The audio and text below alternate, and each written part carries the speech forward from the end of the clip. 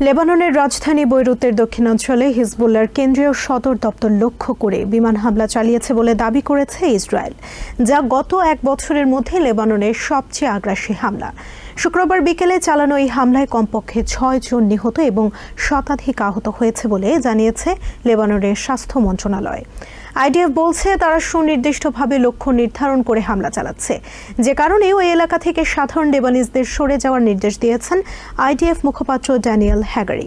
এদিকে ইসরায়েলের এই হামলার বিষয়ে আমেরিকা অবগত নয় এবং এর সাথে তাদের সম্পৃক্ততা নেই বলে জানিয়েছেন ডিফেন্স সেক্রেটারি লয়েড অস্টিন।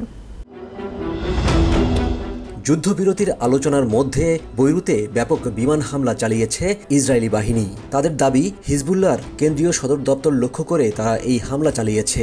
গত এক বছরের মধ্যে এটাই ইসরায়েলের সবচেয়ে আগ্রাসী হামলা। হিজবুল্লাহর শীর্ষ নেতা হাসান নাসরুল্লাহকে লক্ষ্য করে ইসরায়েলি বাহিনী এই হামলা চালিয়েছে বলে জানিয়েছে ইরান দূতাবাস।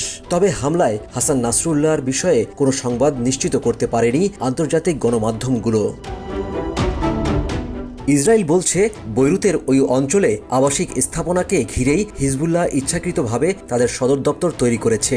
ওইসব স্থাপনার নিচে তারা অস্ত্র ও গোলাবারুদ সংরক্ষণ করে রেখেছে, যে কারণে সেখান থেকে লেবাননের সাধারণ মানুষদের সরে যাওয়ার নির্দেশ দিয়েছেন আইডিএফ মুখপাত্র ড্যানিয়েল হ্যাগারি। গাজায় হামলার মতো লেবাননে হামলার পক্ষেও যুক্তি তুলে ধরেন তিনি।